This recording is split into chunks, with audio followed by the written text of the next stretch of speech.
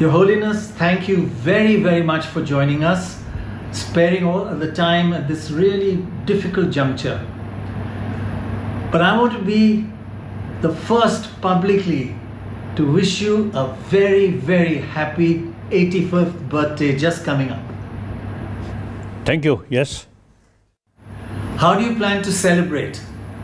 Nothing special. Really? Perhaps some my family member may come. Otherwise, this is no function, nothing. You said that you're the son of India. So shall we all get together and say happy 85th birthday to the son of India? Thank you. My brain, every sort of part of my brain filled by Indian thought.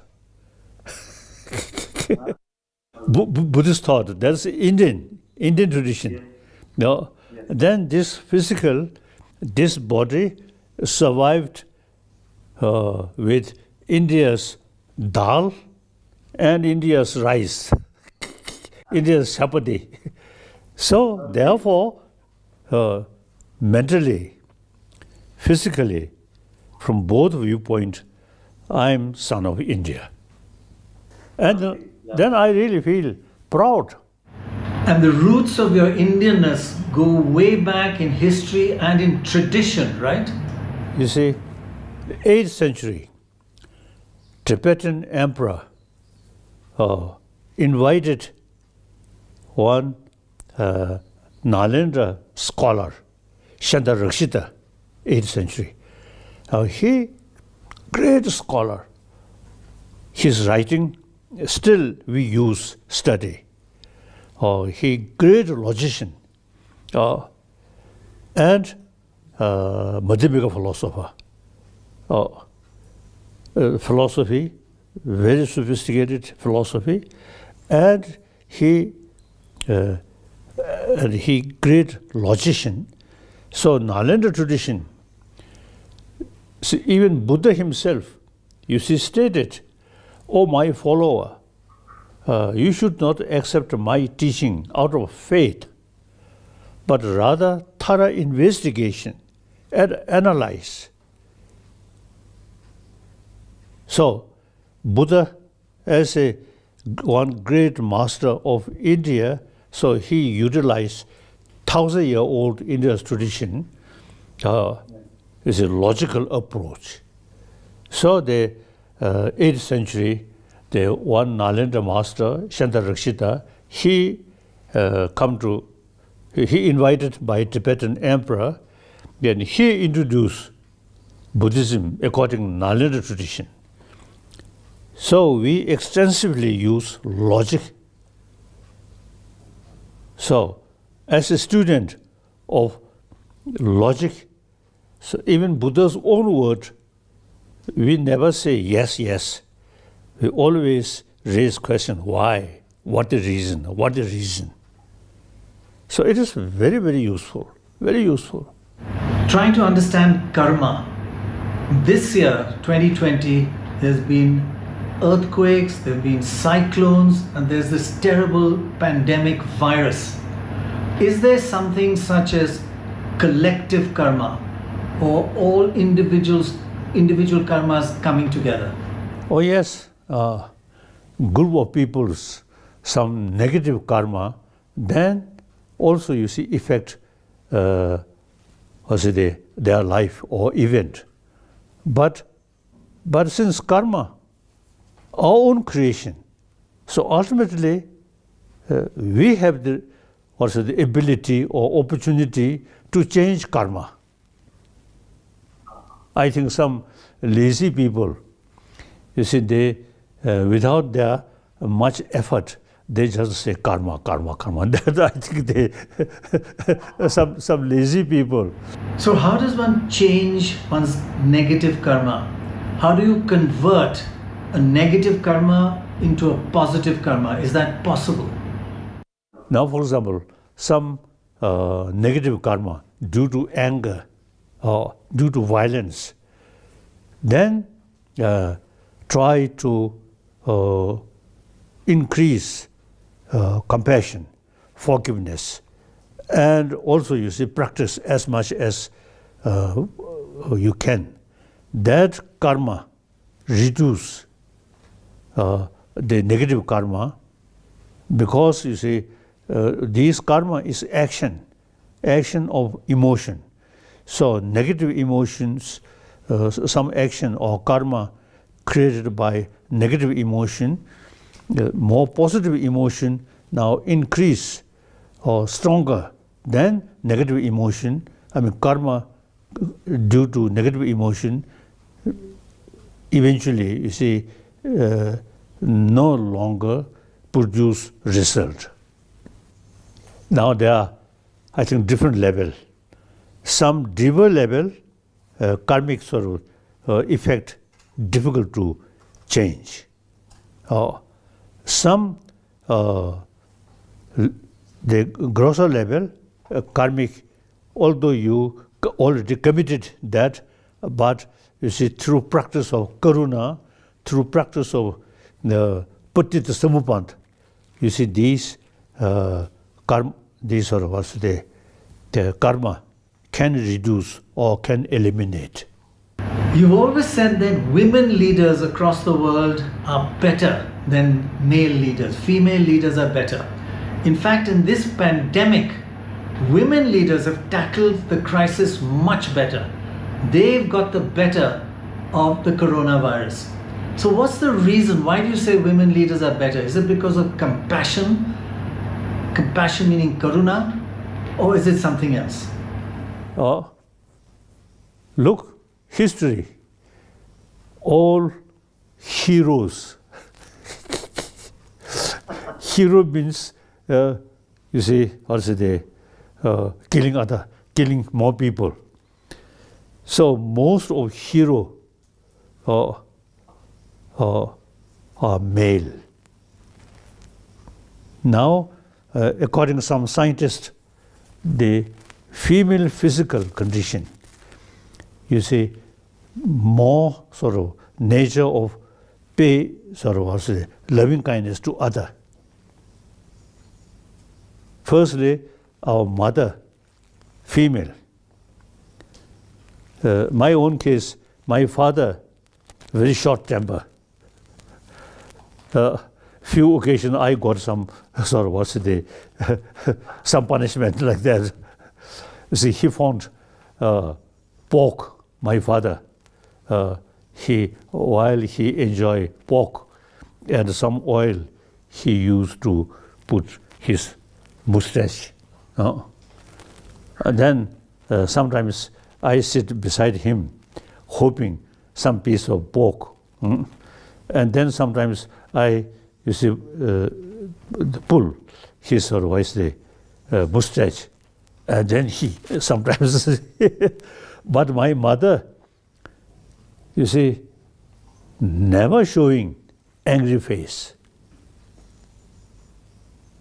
I usually used to describe my mother is my first guru about karuna. My mother, you see, they all neighboring, all neighbors of the family, some, economically some sort of beggar come, and my mother all the room, some bread or something, all give. My mother really wonderful. So something like that. So that's example. Physically, female, more sense of sort of concern of others' difficulties. So therefore, if world leaders eventually more female, I think less problem, less sort of what's the violence, I feel. I must say, you're just looking fantastic at 85. You actually look only 25 years old. Okay. What do you do to build up your immunity and your fitness, both mental and physical? If you can give us some tips so that all of us can try and build up our fitness and by that our immunity to this virus. I think mainly peace of mind. as I already discussed, you see, when problems start facing, you see, thinking, not much worry, not much anxiety. That, I think, a main factor, because peace of mind. And then that also, you see, affect physical condition. Then I practice some yoga practice. That also, I think, some help. And what about food? Is it okay to be either a vegetarian or even a non-vegetarian? What do you think? India's dal, rice, chapati, and very good. In 1964, I decided to become vegetarian. And then next, about 20 months, I remain pure vegetarian. I feel very happy. Then, at that time, one occasion, I visited Japan with my brother, elder brother, who speaks Japanese. So he enjoy Japanese food, non-vegetarian food. I vegetarian, so he teased me, oh, delicious, delicious. So next, about 20 months, I remain strict vegetarian, no egg, no fish, like that. Then I develop the problem, the jaundice problem. Then, according also the allopathic medicine and the Tibetan medicine, these is the doctor in allopathic medicine and Tibetan medicine, they advise me better to keep traditional our way, non-vegetarian style. So, like that. So, my physical condition, okay. Now I'm, according to my dream, and also some prediction about, I think, the previous century. You see, they mentioned about me, such person come. So that person live over 100 years, 113 years. One prediction. Then according to my own dream, about 110, I may live. So I'm the longest guest of Indian government. Now still I remain as an Indian government guest and try to serve a revival of all these ancient Indian knowledge. Now we all wish that you live much more than 113. Another 50 years at least, we pray. Okay. Now you've always been involved with science. Is it really possible, and how do you combine spirituality with science? What age did you get involved with science, and how much did you get influenced by it? Since my childhood, a very young age, I have some interest. Whenever I get some toy, some movement, I always open it, how it works. Then the 13th Dalai Lama kept one movie projector by hand. So there is small dynamic, produce some light. So I opened that. How light produced by small dynamic move. So I have some interest from childhood. So as a youngster, you were always interested in science, and as you grew older, How did your interest in science grow and develop? Then I came to India as a refugee. Actually, say, now last 60 years as a refugee in this country. 1,000 years, we have some special connection. So spiritually, India is our home and democratic country. Over 1 billion population, Marve. The democratic country. So therefore, after I reached India as a refugee, I have full freedom and new opportunity meeting with number of scholars and including scientists.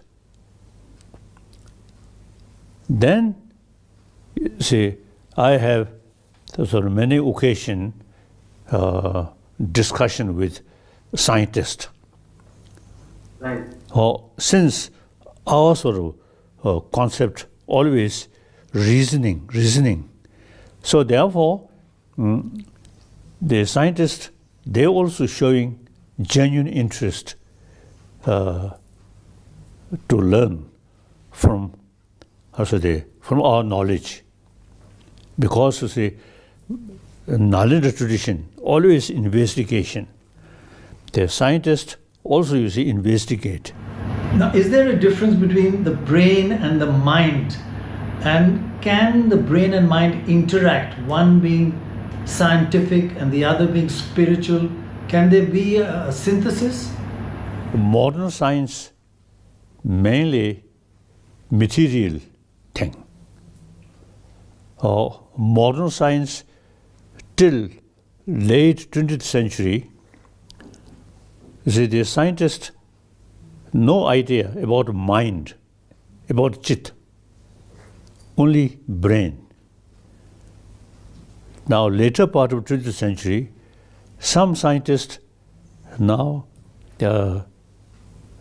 study and experiment. Some individual practitioner is who can meditate, you see, few hours. So during these people meditate and they check about brain. So eventually these scientists now accept beside this brain, whether we call chit or mind, there is something meditation that affect our brain. So now later part of 20th century, now some scientists now begin to feel training of our mind is something very important, very useful.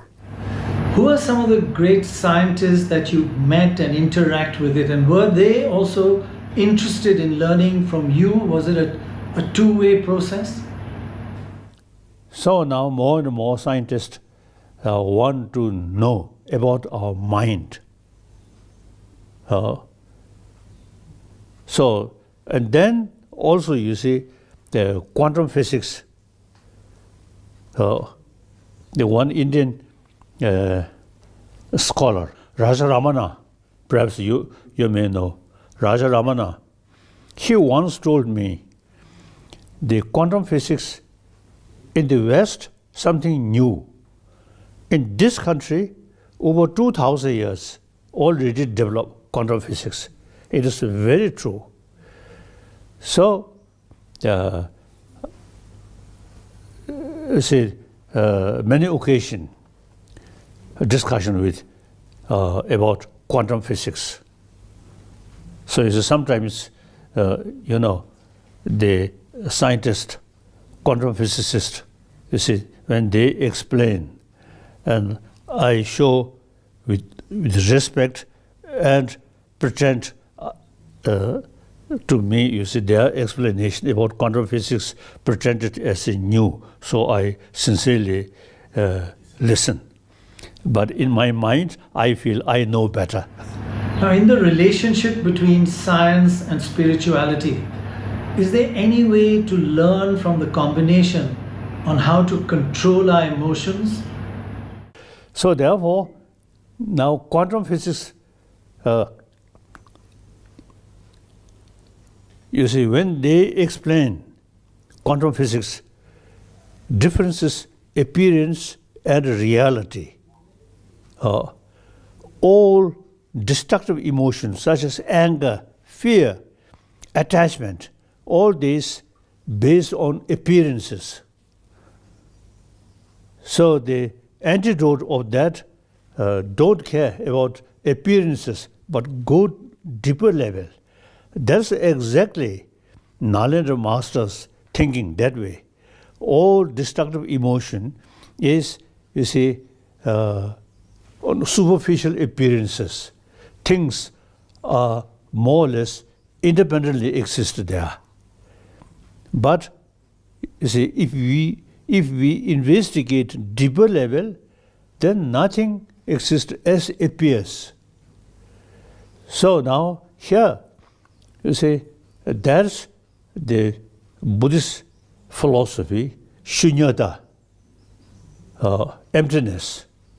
Emptiness means things exist interdependently, not independently.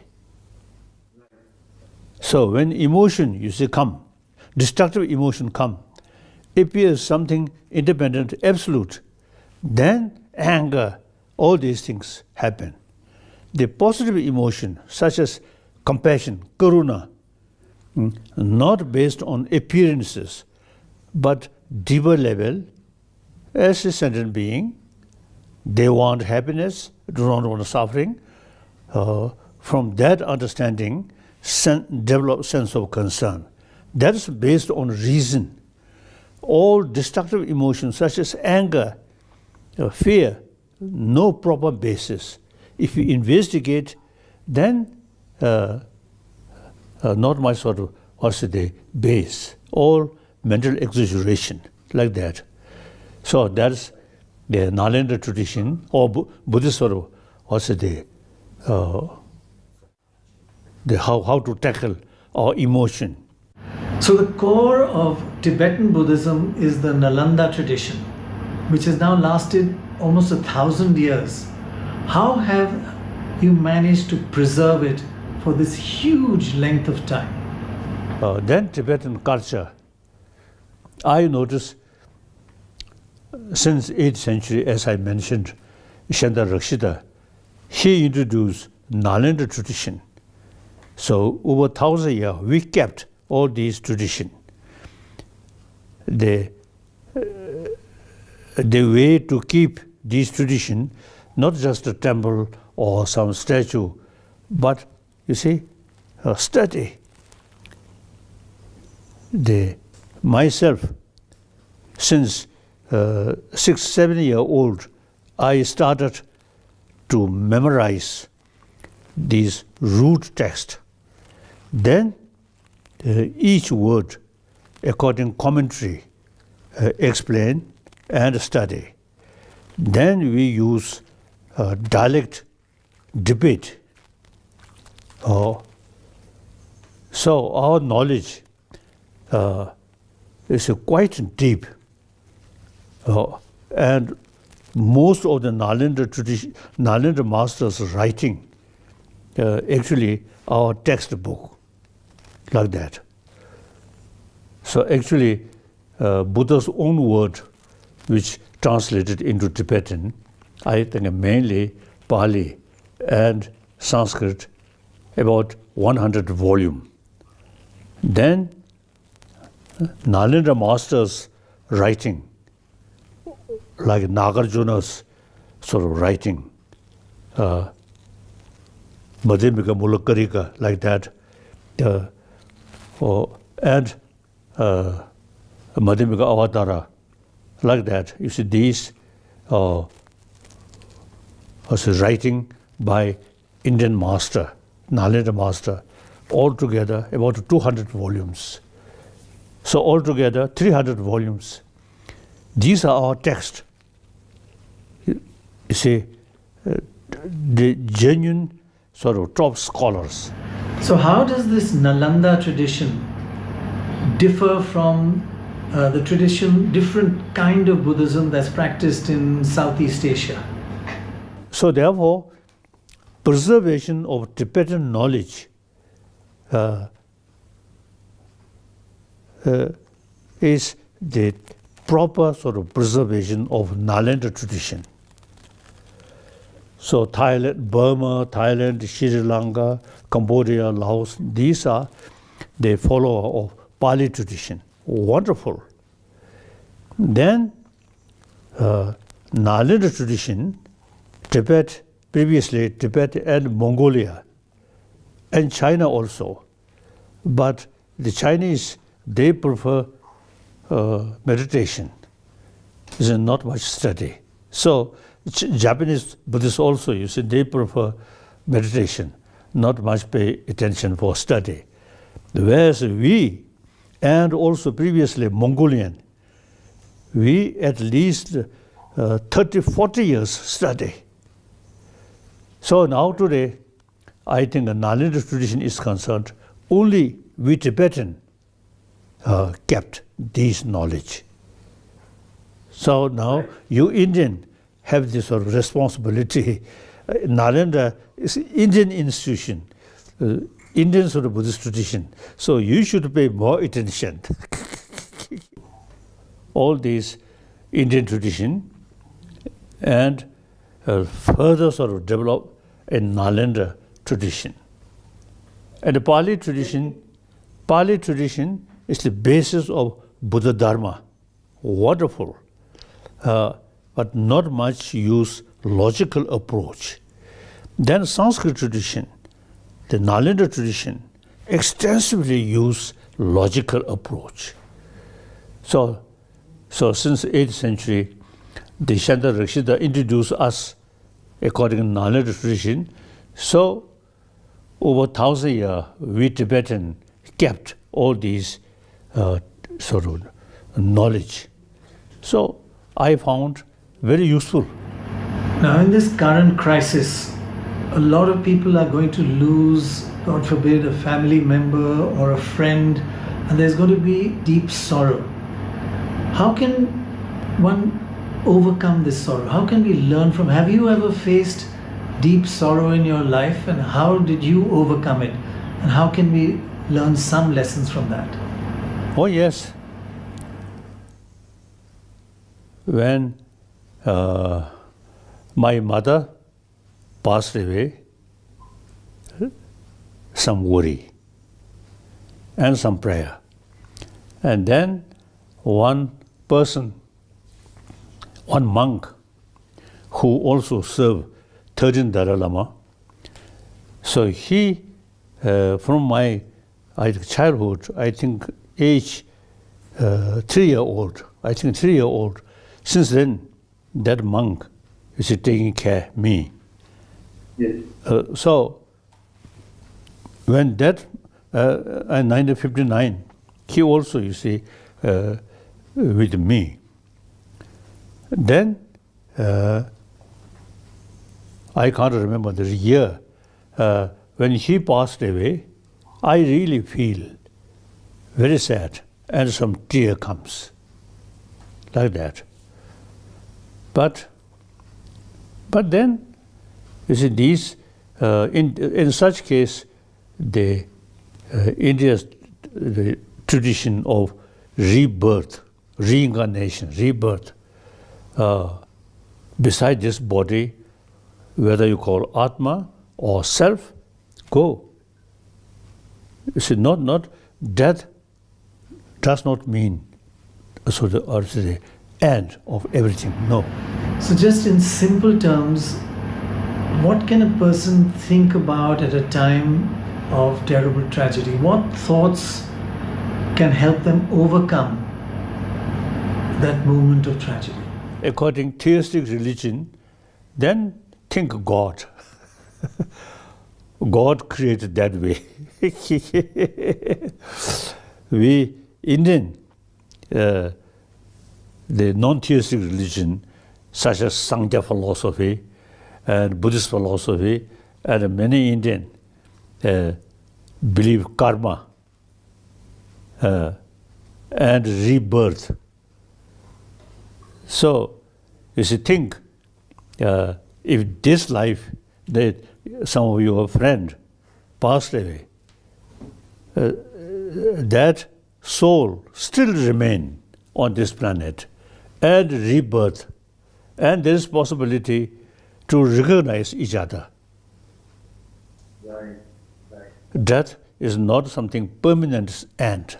Okay. Now, during this pandemic, a lot of people are going to go into quarantine, into isolation, self-isolation, and many say they feel very lonely at times like that. Now, you yourself and Buddhists go into isolation, self-isolation quite often and for extended periods. What can we learn from how you handle self-isolation and how you overcome any feeling of loneliness? Then firstly, you should become monk. When you become monk, you already isolated from your family, like that. And then, as a celibate, you see, no wife, no children. So, in a way, lonely. In a way, much less worry. Those people who have children, a wife, and beside your own family, wife's family, and a lot of also connections. And then children. When you see some my friend, lay people, when before you see child come, they worry, no child.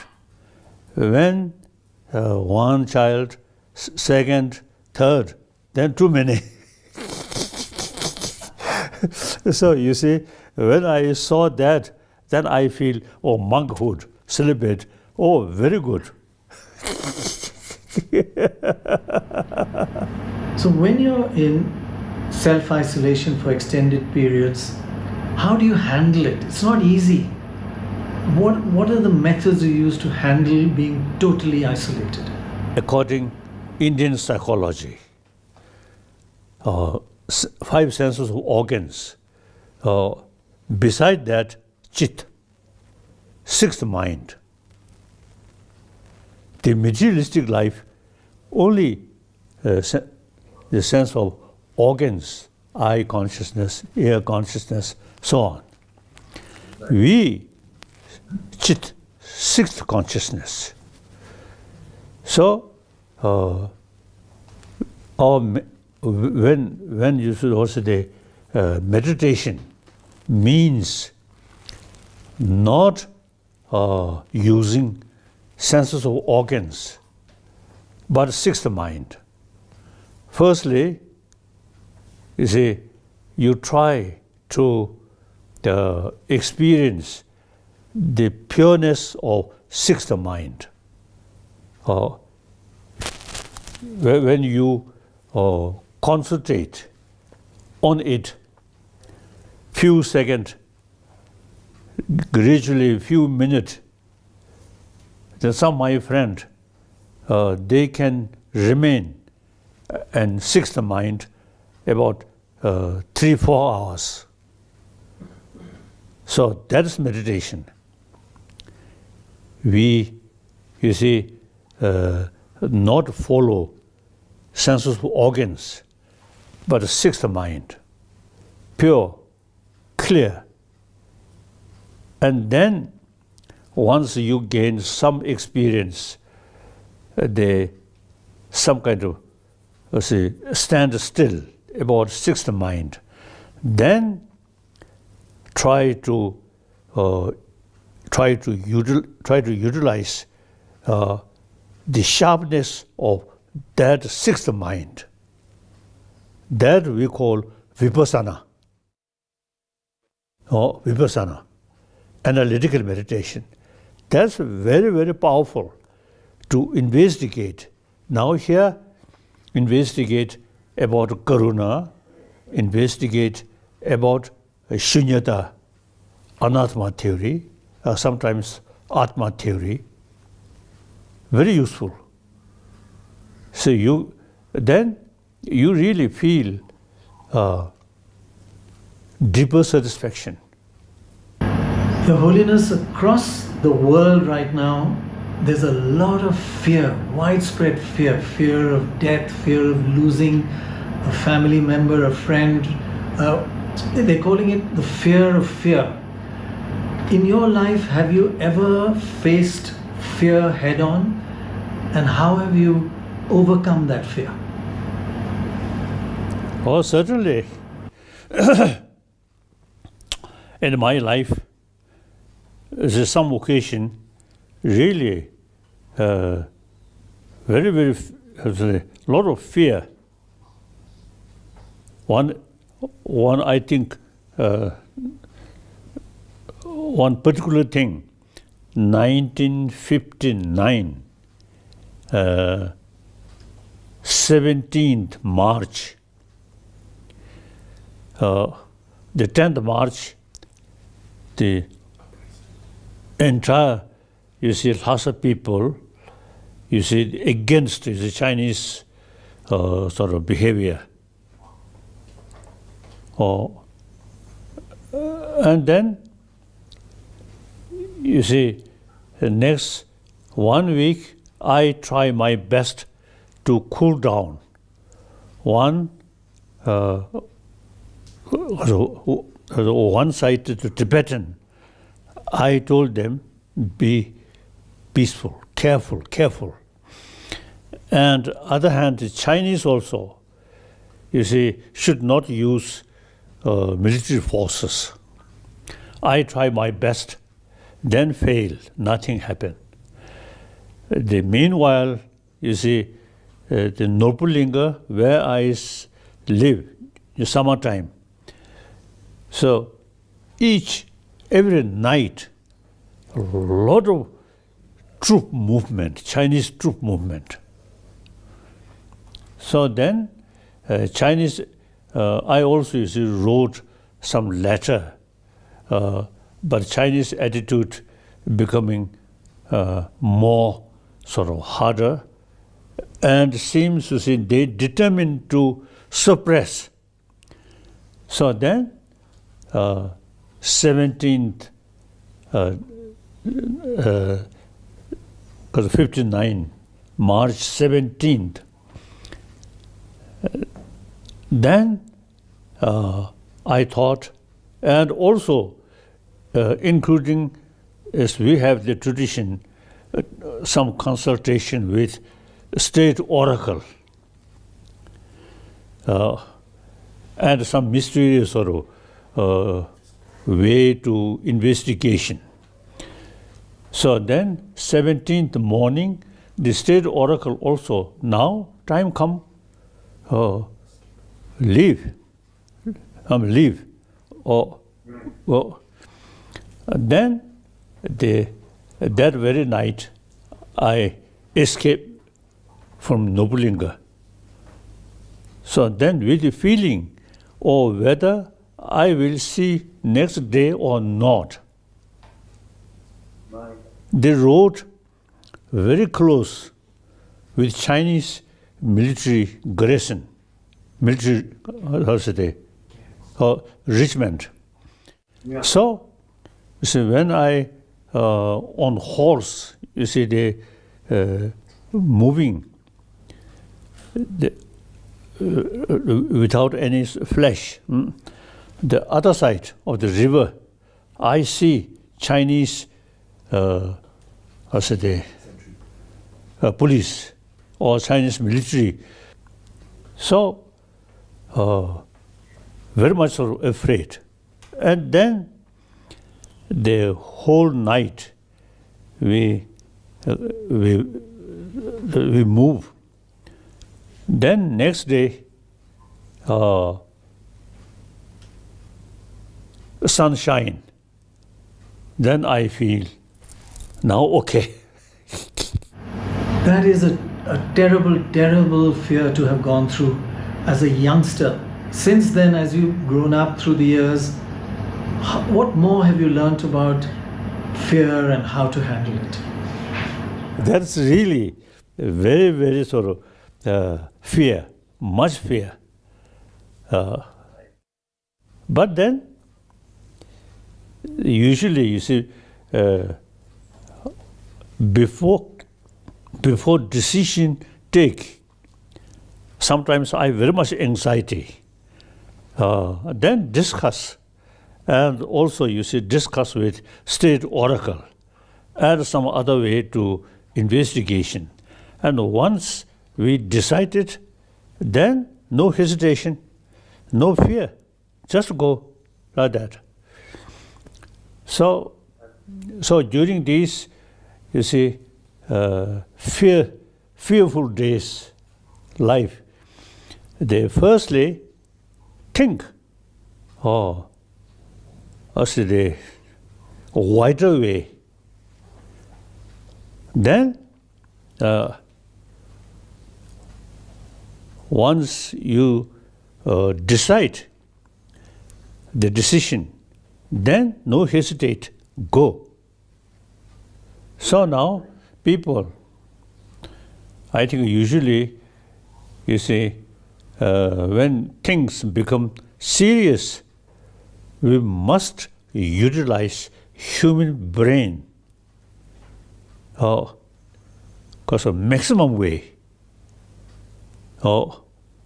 Then once you develop conviction, now this is the best decision, then go.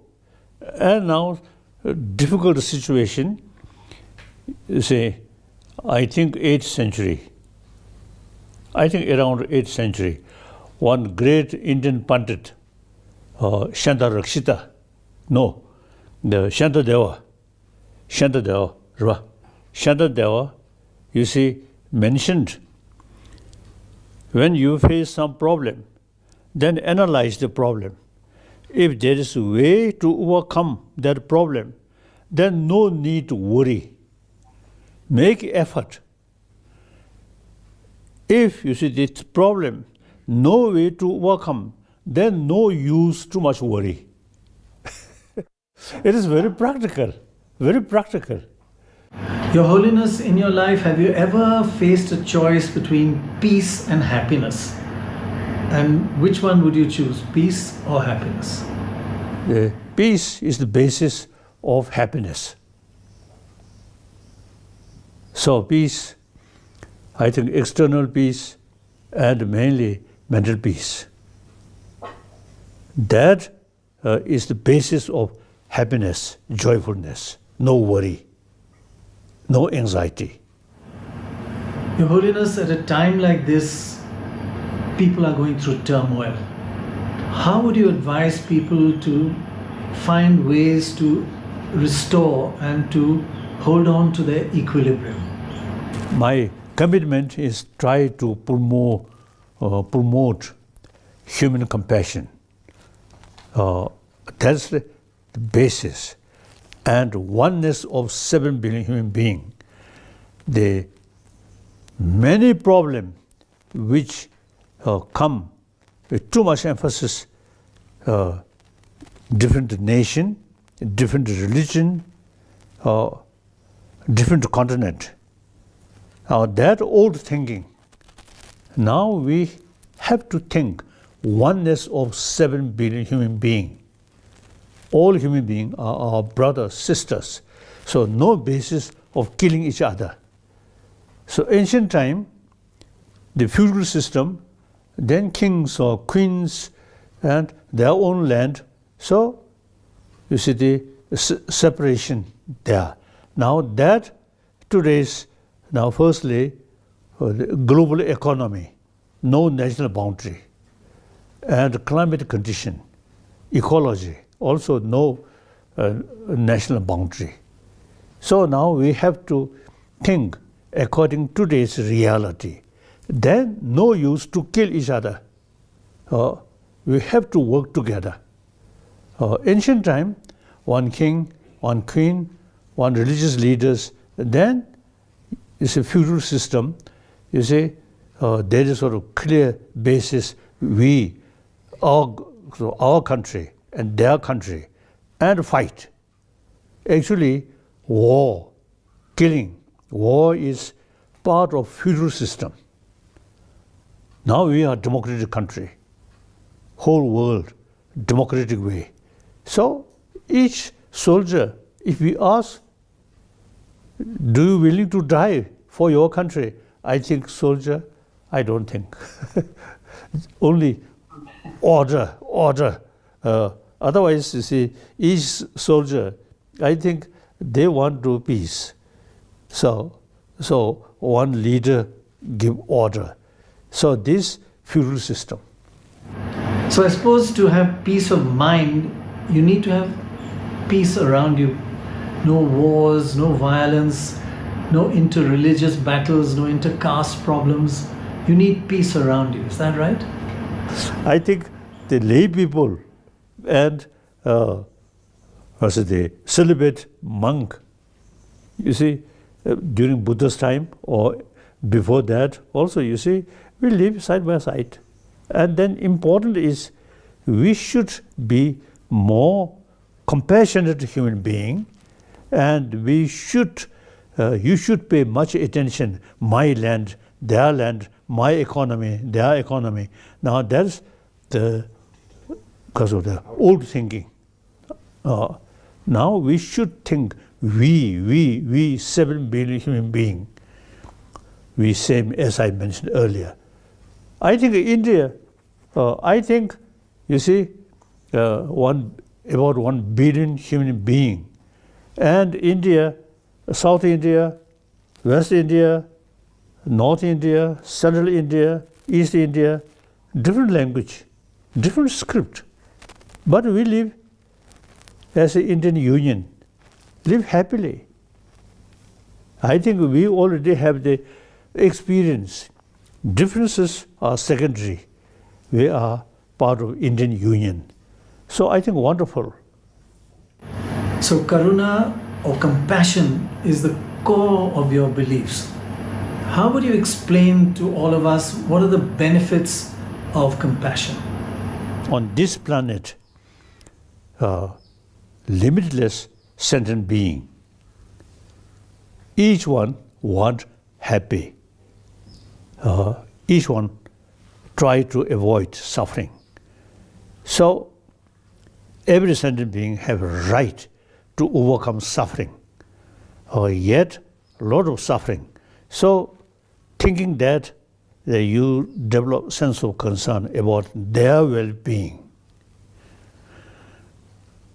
Then, according to some scientists, my friends, some scientists, they say we are social animal. Individuals' survival depend on community.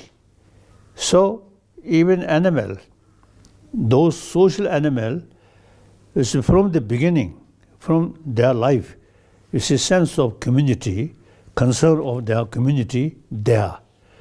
So basic human nature is more compassionate because we are social animal.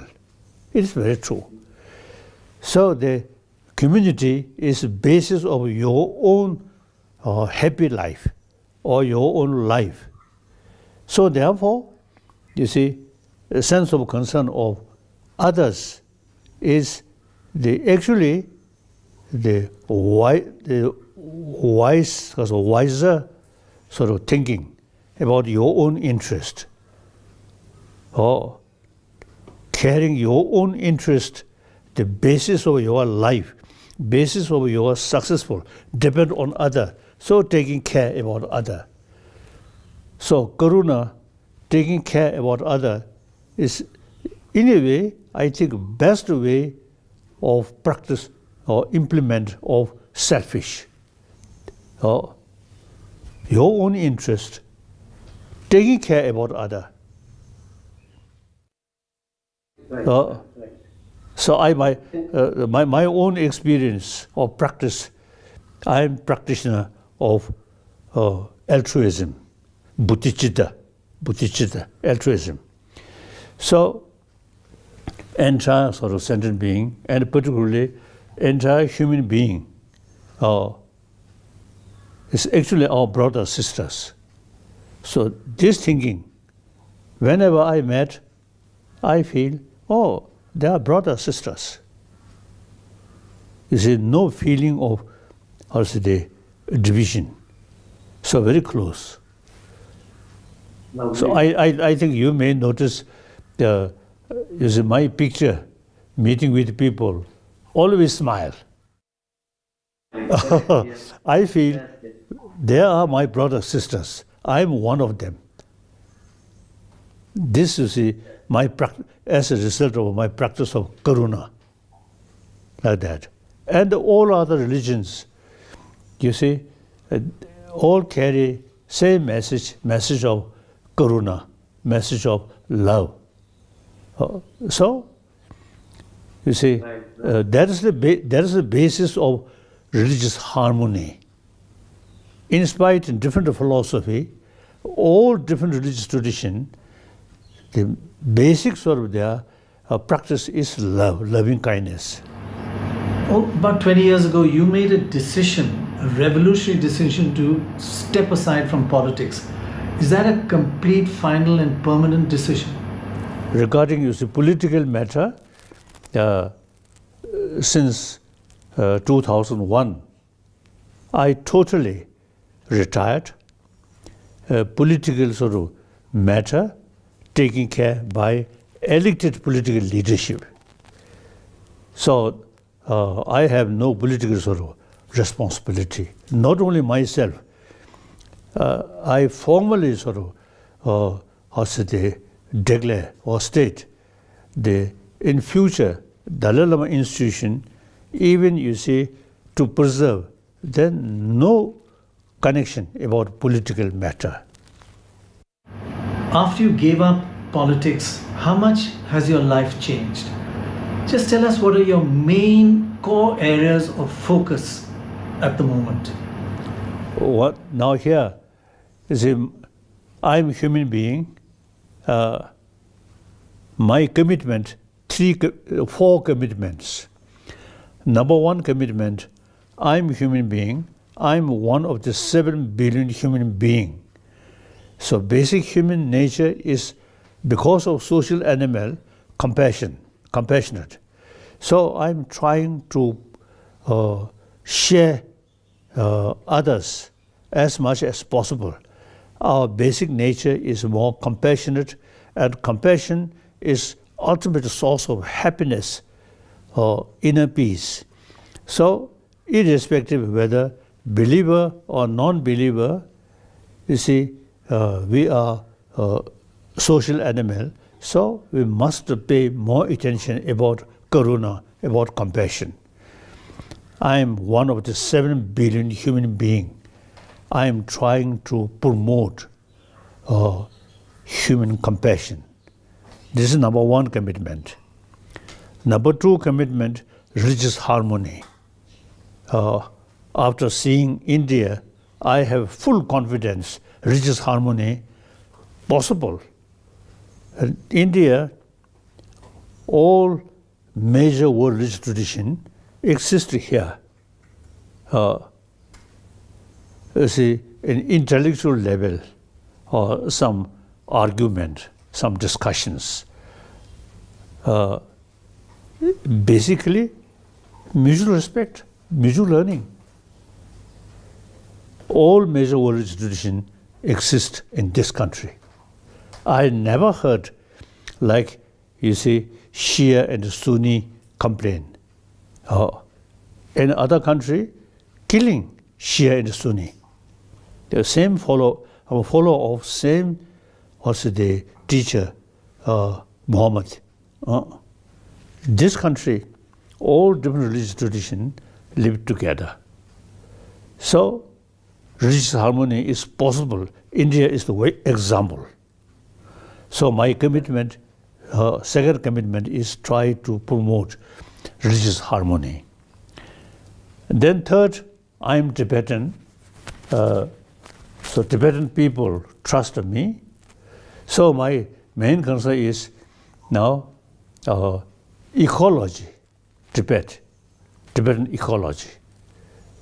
Usually you see people mentioned or express Tibet is roof of the world. Right. And we can see all major river, Sindh in Pakistan, then major river Ganga or the Brahmaputra, or these the India, major Indian sort of river come from Tibet. Then the Mekong River in Vietnam or this area, and then the Yellow River in China. So all major rivers you see come from Tibet. So Tibet, Tibetan ecology, very important. Within my own lifetime, so when I was young, and some mountain around Lhasa, during winter time, more snow. Then during my lifetime, gradually less and less. Now Dharamsala itself, 1960 I came here. That winter, lot of snow. You see, we play snowball and and shooting snowball like that. Then year by year, less and less and less. So we actually sort of experienced, we witnessed, so global warming. So now, one ecologist told me, now global warming, decade by decade, increasing. So eventually, these rivers may dry, and whole world may become desert. We can see when we fly over Afghanistan, we can see there are previously a lot of lake. Now all these lakes become very, very small, sometimes small river. So it is very clear. Previously, a large number of land in Afghanistan is sort of green land, now become desert. So therefore, now these sources of this river, Tibet Plateau, so we have to pay more attention about Tibetan ecology. Now some Chinese leaders paying some attention. That's good. So the core areas of your focus are: one, promoting compassion around the world, also promoting religious harmony, and the Tibetan environment is among the most important in the world. So you're focusing on Tibetan ecology. What about Tibetan culture and language and history? Regarding Tibet, my commitment is preservation of these Tibetan knowledge which introduced by Indian master Chandra Rakshita. So these, sometimes I feel those our knowledge is really precious of world, really. Even you see non-Buddhist or non-believer, psychology, logic, these are common as an academic subject. Then so preservation of Tibetan culture and including Tibetan language. Tibetan language I notice best language to explain sophisticated Buddhist logic or Buddhist philosophy, like that. Right. So that's my main sort of responsibility regarding Tibet. The political no longer sort of responsibility. Then my fourth commitment is all this knowledge come from India.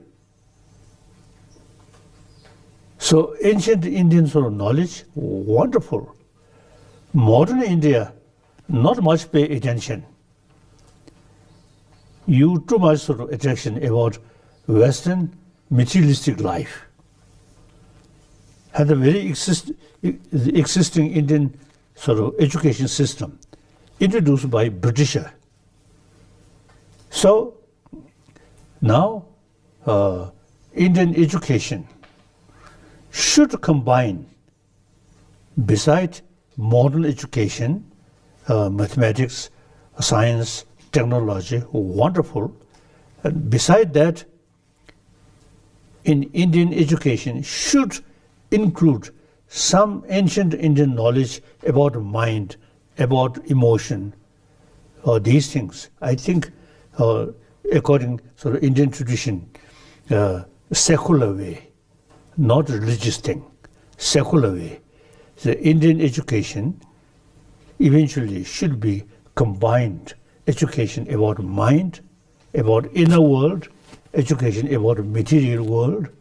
Then I think in previous century, Mahatma Gandhiji, ahimsa practice, then whole world, you see, pay much attention. So now, this 21st century, I hope, you see, India should try to combination modern education and ancient Indian knowledge about inner world. You see, this as an academic subject, firstly introduce within the country, then you can share with the outside world. Not as nothing to do with religion, simply psychology and the logic of these things. So India is the only nation who can combine ancient Indian knowledge about mind, about emotion, and modern education. These two things combined. Only India can do, no other country. So I'm trying to revival of ancient Indian knowledge strictly secular way, academic level, not religious or something. So that's my latest commitment. Well, thank you very much, Your Holiness, for spending so much time and sharing with us such beautiful thoughts. I think we've all learned a lot from your words today. Thank you. Thoughts. Thank you. Just one commitment from you, not 113, you must live longer than that. That's a commitment we want from you. We pray for that. Okay.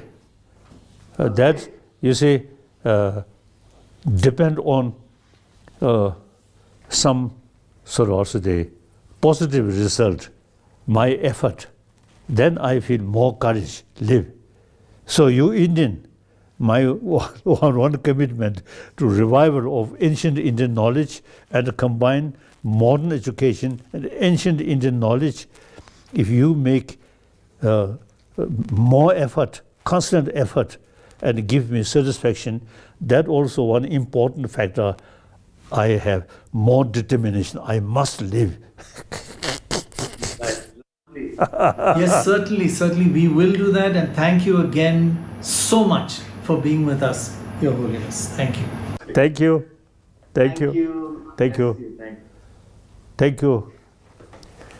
I think India, really, I feel, ancient nation and knowledge, philosophy or psychology, all these, I think India really very, very rich. So now, firstly, you should pay more attention about ancient Indian knowledge about our inner world and how to keep ahimsa or how to keep karuna, then show rest of the world. Okay. Thank you. Thank you very much. Thank you. Okay. Bye-bye. Bye bye. Thank you.